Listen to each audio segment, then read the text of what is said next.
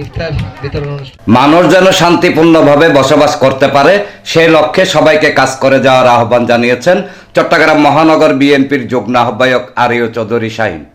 তারেক রহমানের বিএনপির ভাবমূর্তি নষ্ট করার জন্য কোনো অবস্থাতে আমরা দিব না। আমরা আপনাদের সহযোগিতা চাই, আপনারা আমাদের পাশে থাকবেন।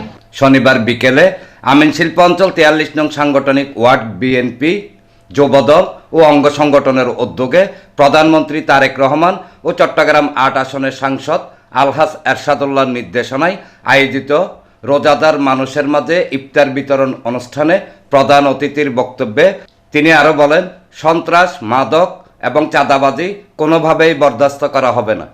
আজকে বিএনপি সরকার ক্ষমতায় আসছে, আমরা চাই যে এলাকার মধ্যে যেন সন্ত্রাস, কোনো চাঁদাবাজি, কোনো মাস্তানি, কোনো কিশোর গ্যাং, কোনো মাদক, এইসবের বিরুদ্ধে আমরা কখনো সহ্য করবো না। এটার বিরুদ্ধে আমাদের সংগ্রাম 5 বছর চলবে, চলবে।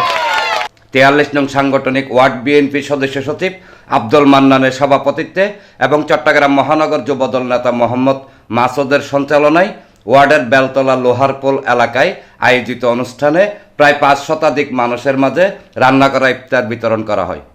অনুষ্ঠানে বিশেষ অতিথি ছিলেন চট্টগ্রাম মহানগর যুবদলের সাবেক বিজ্ঞান ও প্রযুক্তি বিষয়ক সম্পাদক মোহাম্মদ আসাদুজ্জামান রুবেল।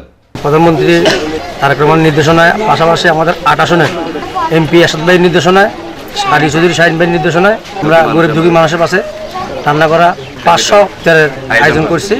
বলছিলাম আপনারা বিএনপিকে ভোট দেন, বিএনপিকে ভোট দেওয়ার পরে এই এলাকায় চুরি, ডাকাতি, নৈরাজ্য ইনশাল্লাহ বন্ধ করব। এছাড়া ওয়ার্ডের যুগ্ম আহ্বায়ক আবুল হাসেম, ডাক্তার রুহুল আমিন, সদস্য মোহাম্মদ মমিন, মোশাররফ মাস্টার, নূর আলম, আবুল কালাম, ক ইউনিট বিএনপি সহসভাপতি মোহাম্মদ বাবুল সওদাগর, সাধারণ সম্পাদক নজরুল ইসলাম, ওয়ার্ড যুবদল নেতা মোহাম্মদ মাসুদ রানা, মোহাম্মদ মামুন, মোহাম্মদ খোকন, ওয়ার্ড স্বেচ্ছাসেবক দলের সদস্য মোহাম্মদ মফিজ, মোহাম্মদ জামাল, জাতীয়তাবাদী শ্রমিক দল নাসিরাবাদ আঞ্চলিক কমিটির সহসভাপতি মোহাম্মদ শফিক, টেক্সটাইল ইনস্টিটিউট ছাত্র দলের সাংগঠনিক সম্পাদক মোহাম্মদ ইমন সহ আরও অনেকে উপস্থিত ছিলেন।